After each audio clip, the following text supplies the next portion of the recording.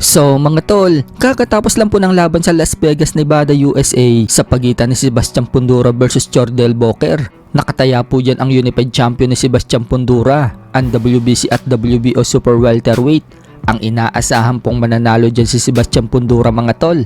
Ganyan nga po ang nangyari. Tinalo po ni Fundora itong si Booker via technical knockout sa round 4. Hindi po kinaya ni Booker mga tol ang lakas ni Fundora. Pinabagsak ni Fundora sa round 4 itong si Booker mga tol.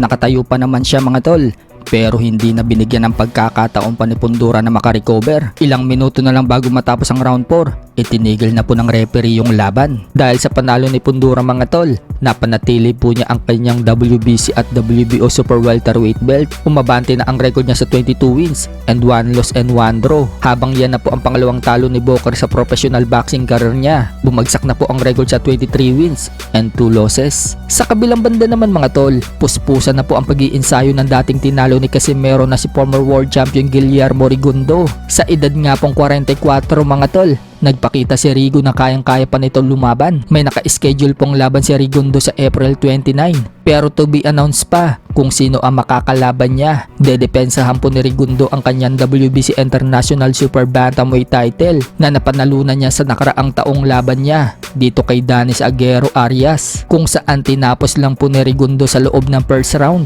Kapag tuloy-tuloy po ang panalo ni Rigondeaux mga tol, makakapasok na ito sa top 10 ranking ng Super Bantam. Sa ngayon mga tol, nasa pang rank number 15 po siya sa WBC, kaya asahan natin ang pag-angat ni Rigondeaux mga tol kapag patuloy ang kanyang panalo. Sa ibang balita naman mga tol, nito nga lang po mga nakaraang buwan, naglabas ng balita si MP President Sean Gibbons na balak nila magpalaban ng World Championship dito sa Pinas. Pagse-celebrate umano yan ng 50th anniversary sa Trilla in Manila. Subukang matutuloy po yan mga tol. Sa naging speech po kasi ni Manny Pacquiao mga tol pagkatapos ng laban sa Okada Manila nito lang nakaraang araw, kung saan napalaban po dyan ang anak ni Manny Pacquiao na si Emma Bacosa Pacquiao. Nabanggit po ni Manny Pacquiao mga tol ang 50th anniversary ng Trilla in Manila at talaga magpo-promote sila ng big boxing event sa Blow by Blow celebrating ng 50th anniversary ng Trilla in Manila. At balak daw yang gawin mga tol sa October 4. Double header o kaya naman daw triple header na World Championship ang gagawin sa Blow by Blow event. So sino kaya sa mga Pinoy ang mapapalaban sa World Championship sa October dito sa Pinas? Ano sa tingin nyo mga tol?